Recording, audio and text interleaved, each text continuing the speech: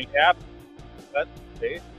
This is Talking Sports with Evan, and thank you so much for tuning into tonight's show. I am on X at Evan Witt Sports, so you can find me on YouTube or Facebook, Talking Sports with Evan, and you can interact with me on any of those platforms. You can also make sure to like and subscribe to my YouTube channel or my Facebook page, and make sure to follow me on X. This is my first solo show in probably a good month and a half. I've had some great guests on these past several weeks, from Kevin Holden to Lily Zhao to Alex Strofe to just incredible guests. And I want to thank them all for spending the time to come on the show and talk some Packers and Brewers and Bucks, oh my, with me on Talking Sports with Evan. Today I'm flying solo. If you want to check out any of the past shows that my guests were on, as some of them that I did mention, you can find the podcast version of the show anywhere podcasts are found. So you go anywhere to podcasts are found, you can find it. Otherwise, you can go to Talking Sports with Evan on YouTube, and you can rewatch past videos there as well. Well, week one of the 2024 NFL season is over. We're now into week two. Packers, obviously, the game didn't go as we were hoping, and had some bad news at the end of the game that may not be as bad now, but at the time it was pretty stressful, I guess is a good way to put it. So I'm going to talk about the Packers and the Eagles a little bit. What were my biggest concerns coming out of that game? What I saw that I liked, and I'm going to talk about the elephant in the room, and that's Jordan Love, as I segue into the game they're playing against the Indianapolis Colts on Sunday, the Packers home opener. I'm going to be talking about that.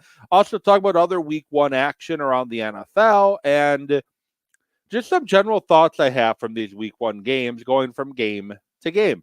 If you want to weigh in on the Packers, do you think Jordan Love is going to play? Do you think the Packers can win on Sunday without Jordan Love if he is not starting a quarterback? Go ahead and make a comment. You could comment on the video on Facebook, YouTube, or X or Twitter, however you want to call it, and let me know if you have any comments, any questions, any observations from week one of the NFL season. The Packers versus Alabama, which is coming up on Saturday, the big noon kickoff, which I kind of have an issue with, that it's a 12 o'clock kickoff, and it's Wisconsin and Alabama. Probably a night game, but hey, what do I know? And if you have any comments or questions on the Milwaukee Brewers, make sure to leave a comment and let me know, and your comment or question will be featured on the show, and I will comment on it or answer your question. As I mentioned, Talking Sports with Evan is found everywhere you can get your podcast. You can go Sports Thoughts with Evan on Substack, Apple, Spotify, you name it, it's out there. And then make sure to follow me on YouTube and Facebook, Talking Sports with Evan, and here on X, if you're watching on X, at Evan Witt Sports. So again, I'm Evan Witalison. I'm going to start with the Packers and the Eagles. The Packers lost to the Eagles 34-29 Friday night in Brazil. And I didn't get a chance to watch the game live. I had to watch it the following day on Saturday. Full disclosure, I broadcast high school football on Friday night. So my Friday nights are typically busy with that. But I was watching it the next day. And seeing people's reaction. And first of all, it's really nice seeing people's reactions on social media once again regarding the NFL. It is so nice to see people sharing their thoughts and their feelings and their opinions on the Packers and the Bears and the Lions and whatever NFL team you could think of. I enjoy seeing it back on my social media for actual games rather than stupid arguments throughout the offseason, like who's the Packers' number one receiver? Do they need a number one? Now we can just focus on the game itself. So that, first of all, that's great to see. But the Packers in Brazil. Well, first of all the worry that people were having of how dangerous it was throughout the offseason after it was announced, and I had Wendell on my show to talk Brazil. Again, you can find it anywhere you get your podcast. I had him and another guy on when the game was announced, and I had Wendell on going into Brazil the Thursday before the game, talking about the trip to Brazil. And the game went off without a hitch. There was no uptick in violence. There was no thefts or injuries to any Americans that were down there. The teams had no problems in regards to Brazil. And from what all the players said is they enjoyed it down there. Now there's one piece of the game they did enjoy, which I'm going to get to in a moment. But there was a lot of talk about things they enjoyed, and they enjoyed being down there. So all the overreactions about Brazil is this bad place and it's unsafe and there's gang wars and wildfires and all that. None of that ever happened. And none of it was a problem that we had to worry about going into the game. And now that the game's over, hey, guess what? We didn't have any of those problems. So and back to the point I was making, when I was observing and following through, recapping and kind of following along on X during my football broadcast a little bit to see what was going on, I thought I was going to be watching the worst football game ever by watching people's reactions on social media. I'm like, what the hell am I in for? This is going to be interesting, to say the least. Thanks to NFL Plus. Watched it in 45 minutes, hit play, watched the game, and rewatching the game itself wasn't as bad as I thought it would be. It really wasn't. Aside from the final score and Jordan Love's injury, which is the elephant in the room, the game itself was not as bad as I thought it was going to be. There are the things that the Packers need to clean up, but it wasn't as bad as I thought it would be. I think the biggest problem, and this is where the Eagles made adjustments and the Packers didn't, I think the biggest problem was the field was not good. And I don't know the why. I have an idea. You have a lot of dew and moisture and whatever in the air, and now it settles on the field, and you have 250, 300, 350-pound men running around on the field. It's going to cause the field to become slick, and it was. Both Jalen Hurts, Jordan Love, Malik Willis were at the top of their drops when they were trying to push off to climb back after their drop, were slipping. When they tried to scramble, they were slipping. Wide receivers, corners, running backs, offensive linemen, defensive linemen, there was a lot of slipping around. And this is where the Eagles made adjustments. The Eagles seem to figure out how to handle the slick field. And the Packers, I don't think, ever fully adjusted to the field. I don't know if the Eagles changed cleats. I don't know if they just started to do things a little bit differently. But the Eagles made better adjustments when it came to dealing with the slick field. There was a hold called on Jair Alexander in the fourth quarter. On the drive, the Eagles pretty much ran out the clock, aside from 25 seconds. There was a hold on Jair Alexander, was clearly not a hold. You had the receiver and the defensive back both slip, and the official threw a flag for holding because, hey, he just assumed he grabbed him, even though there was no grabbing on that play. I think that was caused by the field. Again, Eagles adjusted, Packers struggled too. I think it's the big problem. Other problems I had. You had the Eagles' first offensive possession. Interception by McKinney. And first of all, Xavier McKinney is going to be a very good Green Bay Packer. He's going to be a very good defensive back for this Packer defense, first of all. But you had his interception. Returns it deep into Eagle territory, right? Packers had to settle for a field goal, 3-0 Packers. The ensuing possession by the Eagles. Fumbled snap, Packers jump on it. They have it inside the red zone. have to settle for a field goal. And I can't remember if it was the first field goal or the second field goal when you also should have had they called pass interference on the Packers, offensive interference, where I really don't feel it was, but whatever. The Packers lost the game when they had two turnovers, an interception and a fumble deep in Eagle territory, and they could only get 6 points out of it.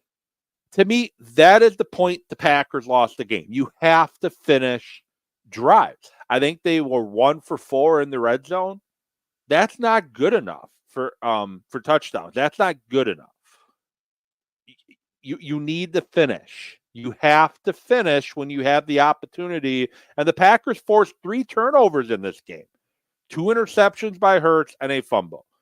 And they really should have had a pick 6, too, with Keyshawn Nixon, but he dropped the ball.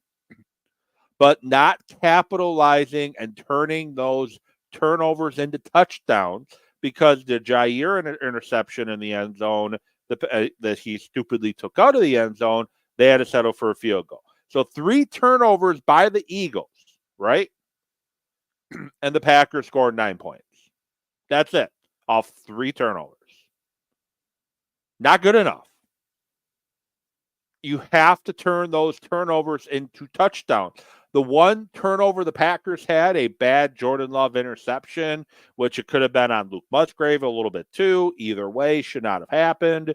The Eagles scored a touchdown on that. The Packers scored 9 points on 3 turnovers. The Eagles scored 7 points on 1. Not going to win a lot of games when you can't capitalize off those gifted opportunities. Look back to the 2014 season when they played the Seahawks in the NFC Championship game, and they intercepted Russell Wilson like 3 or 4 times in the first half, and they couldn't punch it in. That's what we saw Friday night in Brazil against the Eagles. The Packers failed to capitalize on turnovers. That was the issue number 1. Other issue, and it's week 1. I'm not overreacting to the performance from the defense. However, a few things I'm a little worried about, a little interesting about. The Packers struggled to stop the run again. The Eagles ran for, as a team, 144 yards on the ground. Saquon Barkley, 24 carries, 109 yards, and 2 touchdowns, a long of 34. Not good enough. The final drive of the game for the Eagles, it settled with a field goal to make it 34-29. They couldn't get off the field when they needed to. The defense couldn't make a big play. And I get that the Eagles were benefited on that drive on I think it was a 3rd down where they called defensive holding on Jair, which it shouldn't have been, but they couldn't make the big play to get off the field when the game mattered most. And that has basically been a problem for Mike Pettin to Joe Barry and week 1. They couldn't make the big play to get off the field. The Eagles are able to kill the entire clock aside from 25 seconds and pretty much kill the game. Those are some problems I have with the defense. The other problem I have, and so Andy Herman, Pack a Day podcast, he's not the problem I have. So Andy, no, you're cool. I'm not bringing you up as a problem. He does a grading scale that he does after every game, and he will give his thoughts on the game, on who scored the highest, who scored the lowest. And trying to find this score, I should have had it. Here it is. So Andy's highest and lowest graded defensive players from week 1. You had Xavier McKinney, you had Edgerrin Cooper, you had Javon Bullard. Their lowest scoring player, his lowest scoring players, Kenny Clark, Preston Smith, Jair Alexander. 3 of your highest paid defensive players were the lowest scoring defensive players in this game, according to Andy Herman from Pack-A-Day Podcast. You need your 3 highest paid players. You need more from Kenny Clark, Jair Alexander. You need more from those guys. Preston Smith. You need more from those guys if you want to be successful. You need your stars to be stars at the end of the day. You need your stars to be stars. And when push came to shove, they weren't. Those are probably my biggest issues defensively. The pass rush, I don't think unfortunately, we're going to see the true pass rush for a couple weeks now because you have Jalen Hurts who can burn you on the ground. So the Packers weren't trying to get it too far upfield on the pass rush because they didn't want to give Jalen Hurts running lanes. Anthony Richardson, same type of quarterback. You don't want to give him running lanes to extend plays and make big plays happen. So I don't think we're truly going to see if the pass rush is better until week 3 when they play the Titans. Is it the Titans week 3? Yeah, in Nashville. I don't think we're going to see if the pass rush is better till then because you have more of a in-the-pocket quarterback in week 3 and then in week 4. I hope to see the pass rush better. I hope to see mistakes not made. And you knew there was going to be growing pains. You didn't play any of your starters on defense at all in training in preseason. You played some of them in game 1, but games 2 and game 3 you didn't play a single starter on defense. And I think that wasn't the best thing to do when you're installing a new defense. And I know my friend Scott is very critical of the Packers not playing starters. Offensively, I don't think it was as big of a deal. But defensively, I think with a brand new scheme, you probably should have been playing your starters more in preseason games. And part of it was some injuries and guys being banged up and whatnot. The other problem I had was the linebacking play. Edgerrin Cooper had a very nice game. Quay Walker did some nice things, but overall, he's in year 3. We need to see more. The first 2 years in the league for Quay Walker, unfortunately, it was a scheme that was awful for linebackers. But now he has a scheme that should benefit his skill set better. Well, we need to see it more. He wasn't awful, as some people suggest. He wasn't great either.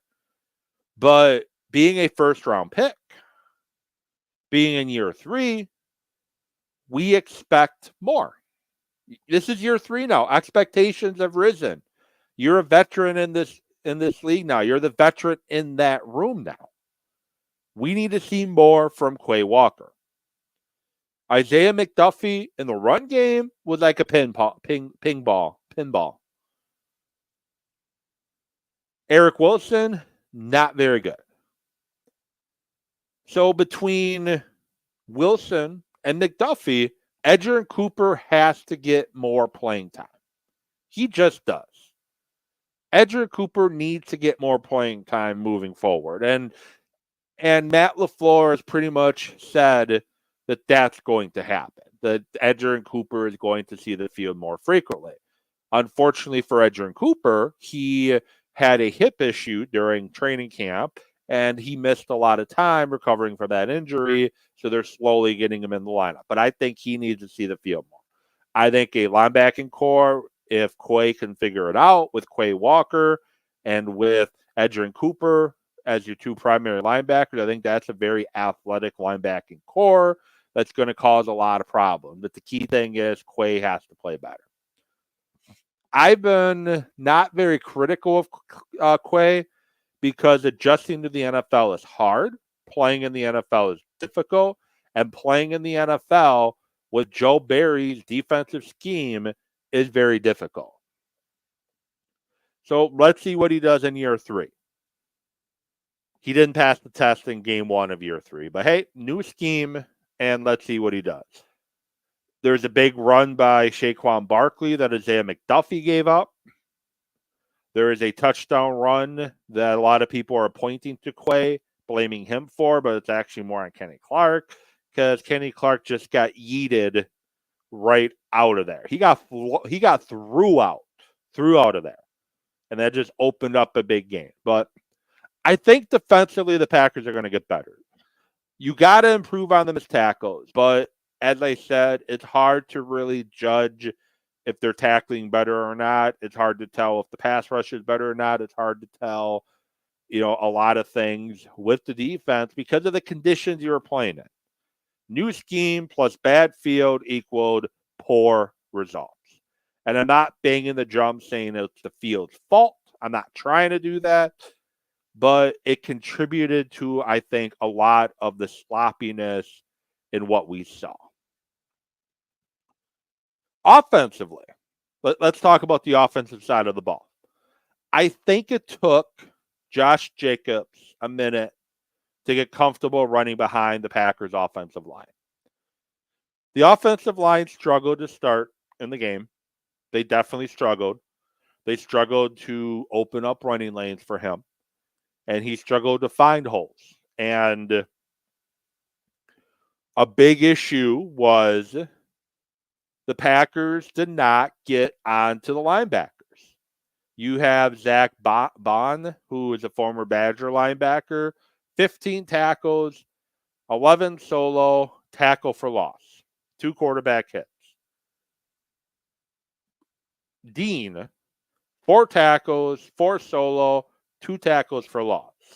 Those are the 2 middle linebackers, or 2 of the interior guys for the Eagles. And the Packers were not getting to the second level and getting bodies on those 2 guys. And especially in the first half, that's why we saw the run game struggle so much. Sean Ryan did not play well. Josh Myers he's too inconsistent, and this was not a good game for him. Rasheed Walker struggled a little bit. Elton Jenkins and Zach Tom played their ass off. But Sean Ryan and Josh Myers need to play better. And I did notice the running game got a little bit better when rookie Jordan Morgan was in the game at right guard. That, to me, is when the offense really started to pick it up in the running game, when Morgan got put in at right guard. That's where I feel I saw the best in the running game. I think we need to see more playing time from Morgan, which Morgan was going to be the starting right guard until the shoulder injury he had in camp delayed some of his progress, and they decided to kind of do what they ended last year with a rotation at right guard. Last year it was John Runyon and Sean Ryan. This year it's Morgan and Ryan. But I think eventually it's going to be more Morgan and less Ryan, personally. But the Packers have to figure center out. Josh Myers is too inconsistent at the position to be a starter on a playoff caliber team. And I don't know if that means putting Elton Jenkins at center and putting Morgan at left guard and Ryan at right guard, pretty much the offensive line the end of the game with, because Myers was dealing with cramps. I don't know if that means putting one of the rookies in at center. I don't know if that means putting Sean Ryan at center. But I think they need to upgrade Josh Myers. And it would be very nice having Creed Humphrey on this team right now. And I'm a Goot guy. I'm not going to lie. I think Brian Gutekunst has done a really great job putting this team together. However, that center draft pick when he took Myers instead of Humphreys, that was a mistake. And we just saw what Creed Humphreys got paid in Kansas City. That was a mistake. But I think it might be time to potentially look at other options at that position. And maybe we see it as the season goes on. I think Jordan Love was fine. There were 3 drops that I highlight. A couple of them by Dontavion Wicks. He had 3 targets, and I want to say 2 drops. Jordan Love really had one bad throw, and that was the interception on the pass attempt to Luke Musgrave. To me, that was really the only bad throw that he had. I think there were some misplacements of balls. I think receivers slipped in their break. I think Love was doing a lot of putting the ball where the receiver should be, and the receiver not being able to get there for whatever reason, either from slipping out of their break or a grab by the Eagle or them not running their route fully. I think there's a lot of contributing factors to that. But I thought Jordan Love played well, especially late in the game. Beginning of the game, little shaky, but I think he closed out the game pretty well following that interception. Guys I want to tip my hat on in the positive is Jaden Reed. 4 catches, 138 yards, and a touchdown. 1 carry, 33 yards, and a touchdown. Jaden Reed's a weapon. Jaden Reed is a weapon, and he is going to cause problems in the NFL with the type of weapon that he is. Emmanuel Wilson, 4 carries for 46 yards. I think he is a perfect complementary back to Josh Jacobs. You have Josh Jacobs, the power punches, and then you put Wilson in there, who can hit the hole hard and is a little shifty, has a little bit of wiggle to him, as I saw in this game. I think they're a great complement to one another. 16 carries, 84 yards for Jacobs, long at 32. We're going to see if he can carry the ball even more in the next couple weeks. The elephant in the room, Jordan Love. Disaster was avoided when it was determined it was a sprained MCL. The severity of the MCL, we don't know if it's a grade 1, grade 2, grade 3. But the way Matt LaFleur is talking, it's probably closer to a grade 1 than it is a grade 3. If it's a grade 2, it is closer to a grade 1. Disaster was avoided. I guess I'm just going to say that. Disaster was avoided because it looked very bad initially.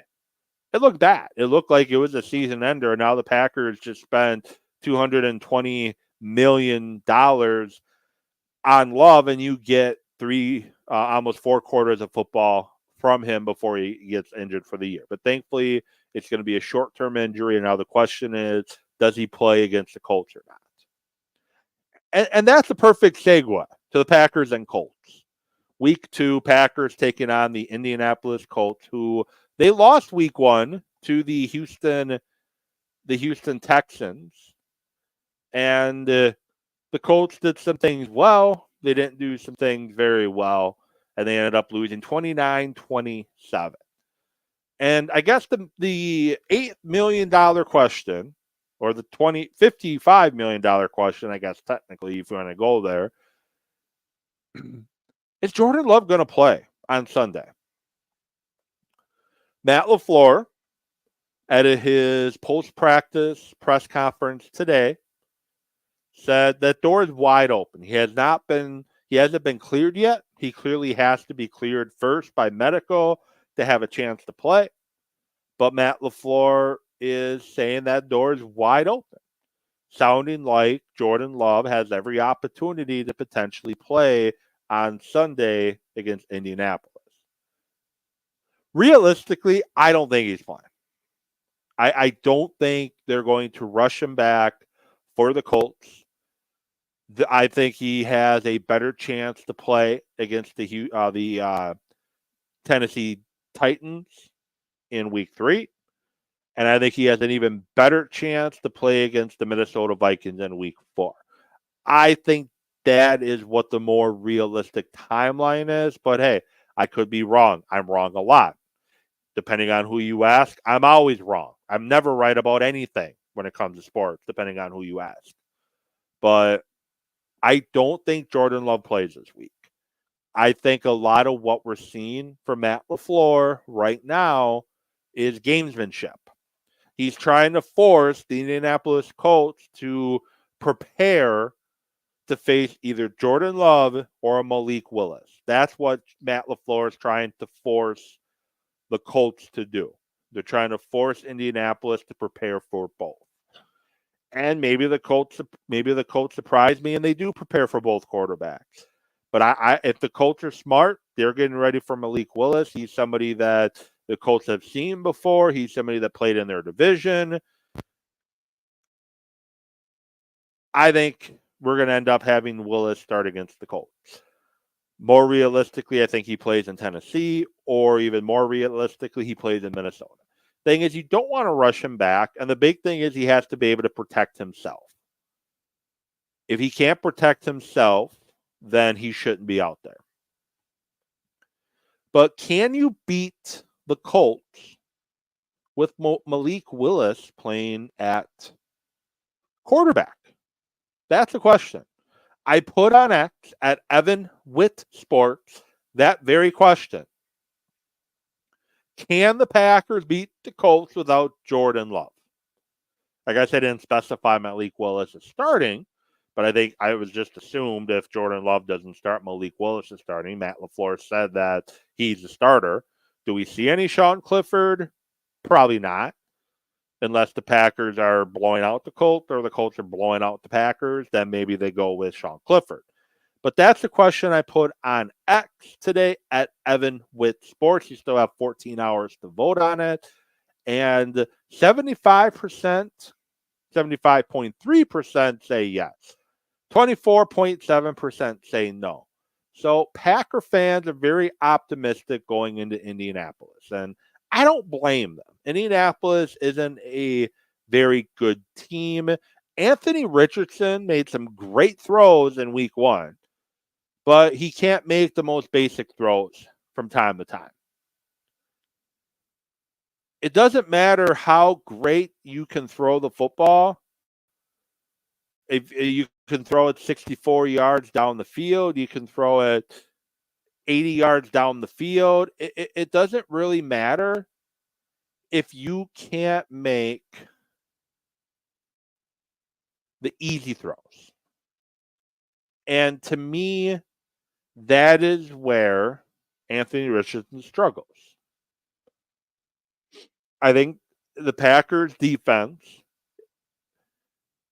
needs to stop the run because Jonathan Taylor is former Badger, great tailback. He's going to run the ball a lot, and you got to stop the run. You got to make the Colts one-dimensional, and you have to force Richardson to have to dink and dunk his way down the field. I truly don't feel that Anthony Richardson can, for 4 quarters, dink and dunk his way down the field without making a mistake. I just don't see that happening. I just don't see that happening on Sunday against the Packers. Richardson went 9 of 19 for 212 yards, 2 touchdowns, and an interception. He carried the ball 6 times for 66 yards. Obviously, you got to respect his running ability, and you have to respect the deep ball with him. But like I said, if they force Richardson to have to be a 8, 9, 10, 11 play drive type quarterback, he's going to make mistakes. Jonathan Taylor, 16 carries, 48 yards against a tough Texans defense. That's what the Packers are going to have to do too. And then Alex Pierce, 3 catches, 125 yards, and 60 yards was his long. And Ashton Doolin, 1 for 54. Those are the deep threats that you got to shut down. And it's not going to be easy. It's not going to be easy to beat Indy, who lost 29-27 against Houston in week 1. It's not going to be an easy task. But I think it's a task the Packers can do. You're going to have to rely heavily on Josh Jacobs, who is currently listed as questionable on the injury report, according to ESPN. You're going to have to rely on him. You have to rely on Emmanuel Wilson. because the best way to help out a young quarterback is get that running game going. So if the offensive line can block, the offensive line can run block, is what I should say, and Jacobs and Wilson are able to get some big carries in this game, you should win this game. If Malik, and you gotta get Malik Willis's legs involved too. He can run a little bit too. He's an athlete. He could run. I think you can really put some stress on the Colts defense with his running ability, with a lot of RPOs and a lot of option type plays that he fakes the handoff to the back, and then he can either tuck and run or chuck it down the field. Give him those type of options too. But it's going to be tough. I think the Packers can win this game, especially if they keep it low scoring. The Packers are more talented, in my opinion, than the Colts. DeForest Buckner is questionable currently for the game. They're thin at corner. They're thin at linebacker. This is a game the Packers can win, and they should win if they have Super Bowl aspirations. So that's my prediction. I think the Packers get the win against the Colts. It's going to be a 2017, 17-16 style of game. But the Packers get the win in front of their home fans. And if Jordan Love plays, I still think it's going to be the same type of game because I think the game plan is going to heavily rely on the running game, even with Jordan Love in this game. What are your thoughts on Packers and Colts? Make a comment. Send me a DM at Evan with Sports on X, Talking Sports with Evan on Facebook and YouTube. Make a comment and let me know. Can the Packers beat the Colts without Jordan Love? Or does Jordan Love playing or not even matter? Like if Jordan Love was playing, would they beat the Colts? So let me know what you think. And rest of some week one action I would like to go over now. And my computer is being a little bit slow today, so I apologize. I had to get off the page I was going to be on because I didn't want to work. So here we go. My thoughts on week one action. Starting with Thursday, September 5th, the Baltimore Ravens going to Kansas City in the AFC Championship rematch, and the Chiefs won 27-20. The rushing leader in the game, Lamar Jackson. It was an entertaining game. But what I don't understand, what I don't understand about the Ravens, Lamar Jackson threw the ball 41 times. He ran the ball 16 times. You spent a lot of money on Derrick Henry, and you gave him 13 carries for 46 yards. Lamar Jackson had 16 carries. You gave Derrick Henry 13. In the AFC Championship game between these same teams, the running backs of the Ravens combined for 8 carries. And Lamar Jackson had 40-something attempts through the air in this game. I don't understand the Ravens' mindset when they play the Colts. I mean, not the Colts, the Ravens. I mean, the Chiefs, sorry. I don't understand the Ravens' mindset when they play the Chiefs. I really don't. All season long last year, ground and pound. Run teams into submission. Pound the ball. They play the Chiefs. Let's have Lamar Jackson throw it 40-plus times around the field, and let's not even bother running the football. When you run the football like that, when you run the football successfully, you're keeping the ball out of Patrick Mahomes' hands, who was 20 of 28 for 291 with a touchdown and an interception. You're keeping it out of his hands, and you're shortening the game for your team. But it's like whenever the Ravens play the Chiefs, their offensive coordinator, and it started last year and now again this year, I don't know what to do. I'm going to throw the football 40 some odd times with my running quarterback and not give the ball to my high-priced free agent running back. Just stupid. Just completely stupid. And that's my thoughts on that game. Back to the week 1 schedule. Talked about the Packers and the Eagles already. Pittsburgh and Atlanta. Pittsburgh won 18-10 with the Pittsburgh offense not scoring a single touchdown in this game. Justin Fields, 156 yards passing. Najee Harris, 70 yards rushing. George Pickens, 85 yards receiving was kind of the storyline of the game. But Kirk Cousins did not look like he was ready to be starting yet. They did a lot. He didn't look like he could move very well coming back from an Achilles injury. And they ran a lot of pistol. And Cousins does great in the play action, but when you can't get under center and do the play action that way, it's going to be a lot more difficult to be successful as a quarterback. And the Steelers defense did just enough, as Justin Fields did not play very well. Arizona and Buffalo. Buffalo 34, Arizona 28. Arizona should have won this game, but they basically crapped the bed. Arizona's a young team, and the youngness showed in this game. And Josh Allen, with 232 yards through the air, showed that he is still one of the top quarterbacks in the NFL. And tip your hat to Buffalo for coming back and winning this game. Chicago, Tennessee. Chicago 24, Tennessee 17. Will Levis, passing leader with 127.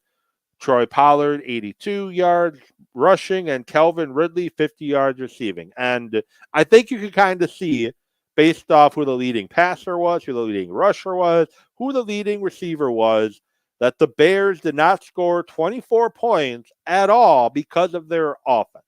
They did not score a single offensive touchdown in this game to get the win. Caleb Williams did not look like he was ready to be a starting quarterback. Now, I'm not saying Caleb Williams is never going to be a good quarterback in the league, but week 1, Caleb Williams not ready, and it showed. However, the Titans are an awful team, and Will Levis is not a very good quarterback, especially right now. Could he be? I don't know. Is he now? No. The Bears used a blocked punt return for touchdown. They had, so it was 17-3 at halftime. You had a block punt return for touchdown to make it 17-10. You had a sack fumble recovered to make it 17-13. The Bears added another field goal to make it 17-16. And those field goals might be backwards. Don't quote me on that. And then the quarterback of the Titans, Levis, threw the most horrific pass I have ever seen in my entire time watching professional football. He could have took a sack, make it 4th down, you punt the ball away, and you force the Bears offense to have to drive the length of the field, which you've shut them down the entire game. Instead, you try an underhand pass, which goes intercepted and returned for a touchdown. And then the Bears score a 2-point conversion to make it 24-17. Like, what are we doing, Houston? You had the game won. You shut the Bears down. Their offense looked horrific. But yet you on a silver platter said, here, Chicago, have the win. We don't want it. You take the W. And it was just ridiculous. We talked about Houston beating Indianapolis 29-27. C.J. Stroud, 234 yards. Joe Mixon, 159. And Houston they used the running game to beat the Colts, which is what I hope the Packers do this week. But Houston showed this week that their running game is better this year and that you can run on Indianapolis, which I hope Matt LaFleur is watching the same game. Jacksonville, Miami. Jacksonville, big halftime lead.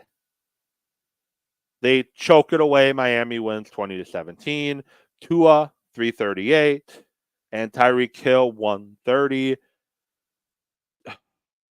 I don't even know what to say about Jacksonville. I really don't. They hired Doug Peterson, and you're thinking that with Doug Peterson, things are going to start going better, but they still play inconsistent. They still make mistakes, and they still struggle to close out football games. And with Miami, slow start, but once the offense finds its footing, they come storming back to win 2017. I can't believe, and the comment I'm going to make has nothing to do with what happened on the field. I'm not a big Tyreek Hill guy. I think he's an outstanding football player, but I think he leaves a lot to be desired when it comes to being a human being. The whole issue pregame with the officers and him was just absolutely ridiculous. And good by Tyreek saying that, hey, I could have handled that whole situation differently, and I should have handled that situation differently. But the officers, especially one in particular, just seemed to be on a huge ass power trip. Instead of de-escalating the situation, he escalated to the point where Tyreek Hill is being removed from the vehicle, put face down on the ground, put in handcuffs, and treated like a criminal. He was driving approximately, estimating 60 miles per hour. That was the estimated speed that they got him on. Okay. And again, Tyreek Hill said should have done things differently, but I support the guys in blue, but we can't escalate a situation like that. I get it. The officer's a human, just like Tyreek Hill's a human, but he allowed it. The officer is who allowed it to get to that situation.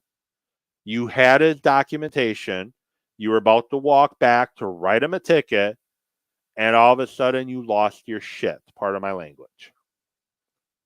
And everything just went downhill from there. We're all human. Stuff happens. But at the end of the day, part of being a police officer, is de-escalation. And sometimes it's better just to walk away. End of the day. Well, the New Orleans Saints beat the Carolina Panthers 47-10. And I think it's safe to say Carolina is still the worst team in the NFL. They were the worst team last year. They didn't get the number one pick because they traded the pick to the Bears for I don't even know anymore. Bryce Young does not look like an NFL quarterback. Doesn't look like he ever will be an NFL quarterback.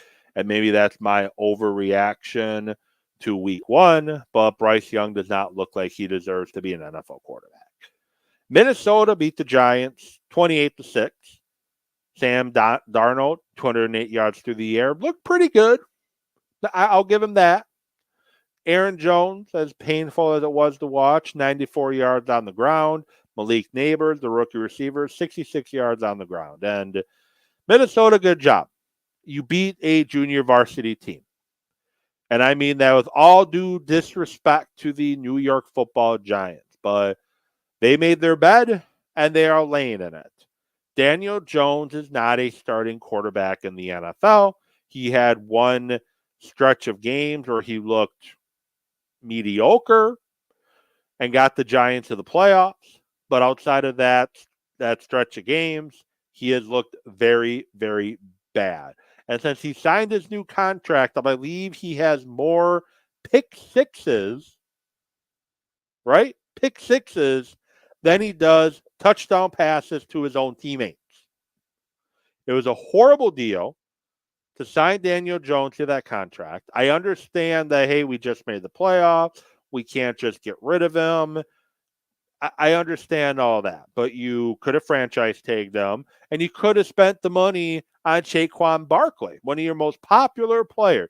You could have spent the money on him, franchise tag Daniel Jones, and see if Daniel Jones could do it again or be a little bit better than mediocre. I can't even call him average, where the Giants beat the Vikings in the playoffs. I can't even call him average. Mediocre is the best I can do.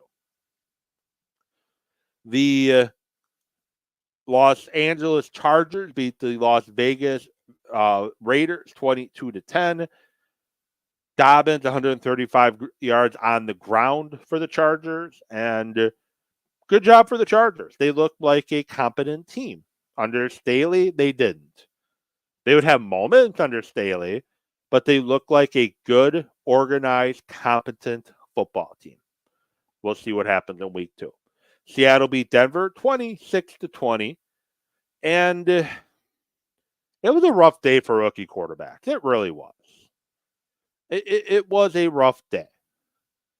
And I put this one on Sean Payton. As a team, the Broncos ran the ball 25 times for 99 yards and a touchdown. Bo Nix had 26 completions in the game. He had more completions than Denver had rushing attempts. Bo Nix had 5 of those rushing attempts. Your star running back, Javonte Williams, and I use that term loosely, 8 carries, 23 yards. McLaughlin, 10 carries, 27 yards. Bo Nix, 42 passing attempts, 138 yards, 3.3 per average, 2 interceptions. Sean Payton, you have a rookie quarterback. Design your game plan around the fact that you have a rookie quarterback. It's a close game, 26-20. You were winning at halftime, 13-9. Run the football. It's not rocket science. Depend on your running game to help out your rookie quarterback. You don't have Drew Brees playing quarterback for you. You have Bo Nix, a rookie quarterback who can't push the ball down the field, but you're making him throw the ball 42 times. I've never been a big Sean Payton guy, and I think he's a very overrated coach. He's basically Mike McCarthy. But yeah, Mike McCarthy retreat like is the worst worst head coach ever. Whatever. Dallas and Cleveland. Dallas won 33-17. My overreaction to that one is Deshaun Watson is a horrible football player and an even worse human being. Deshaun Watson was awful, and he's been awful for a while. And Cleveland, good grief, that contract you gave him after he sat out a year, after he was suspended for a good chunk of a year, was an absolutely ridiculous contract. A fully guaranteed contract that by restructuring his contract, you made it now that you cannot trade him, you cannot release him for at least the next 2 to 3 years. You are stuck with Deshaun Watson, who has not looked good the entire time he's been under center in Cleveland. And I know it's a small sample size because of injuries, but Cleveland, you are stuck with that contract. Washington and Tampa Bay. Tampa Bay won that one 37-20. Baker Mayfield looked great. And hey, Cleveland, guess what? You had Baker Mayfield at one point and you decided to show him the door and say, you're not good enough. And you said, go away. And I know it took Baker a couple of stops in Carolina and then the Rams before settling in Tampa Bay to seem to get it. But Baker Mayfield looks like a very good to great quarterback. I would say he is probably, you remember Geno Smith from a couple years ago after he finally got the job in Seattle, and he has looked really good ever since? That's Baker Mayfield to me. I think he just needed a change of scenery because Cleveland was stupid, and now we're seeing who he is. And 17-24, 184. Not bad for Jaden Daniels, but a loss nonetheless. Probably the best quarterback rating of all the rookie starters on Sunday with a 93.1 rating. But Washington, they're going to have a tough year. I guess is the best way I could put it about Washington. They're going to have a tough season moving forward. The Lions beat the Rams 26-20 in overtime. Didn't really see anything in that game that makes me overly excited about both teams. Didn't really see anything in that game that made me worried about both teams. Now, the Rams, post game, have now placed four players on IR, including Puka, their stud rookie receiver from last year. So they have 4 guys right now on IR that are going to be out for at least the next 4 weeks. That's tough for them. I guess that's concerning. But from a football perspective, nothing really excited me. Nothing really, got me too worried. And then the 49ers beat the Jets Monday Night Football 32-19. And welcome back, Aaron Rodgers. But Rodgers didn't.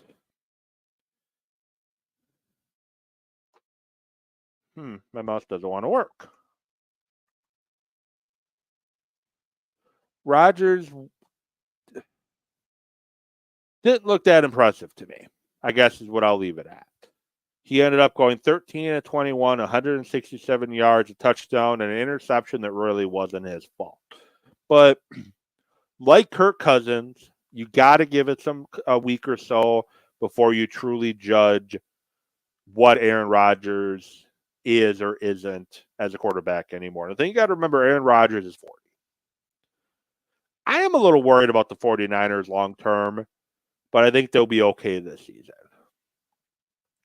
Well, that'll do it for Talking Sports with Evan. I was hoping to talk some Milwaukee Brewers and Wisconsin Badgers, but hey, I just spent the last 57 minutes talking NFL. I appreciate you all watching live, but don't want to be on for much longer. I also have a high school football pregame show to record for a couple things and a coach's interview to do. So got a few more things I got to do tonight. Wisconsin, Alabama. Well, Alabama's going to win that running away with it. Hope I'm wrong, but hey, that's going to be a fact. Tomorrow, the podcast version of this show will drop. And also, my predictions for week 2 will be out tomorrow morning. I went 10-6 in week 1. 10-6. I didn't start out well. I started out 0-2. By the end of the weekend, going 10-6 for my football predictions. I'm going to make my post on X at Evan with Sports and on Facebook, Talking Sports with Evan. So feel free to comment on those when those get published tomorrow. This has been Talking Sports with Evan. I'm Evan Witallison. Thank you so much for watching it live. Thank you for listening to the podcast. Thank you for being a supporter of the show. Sorry about that. Thank you for being a supporter of the show, and I appreciate each and every one of you who take your time to watch or listen, even if it's just for about 5 minutes or so. I do appreciate it. I will get back at you next week, recapping the Packers game against the Colts, talking about week 2 action, and talking some Milwaukee Brewers as well. Hope you have a great rest of your night, great rest of your week, and enjoy watching football this weekend. Have a great rest of your night, everyone.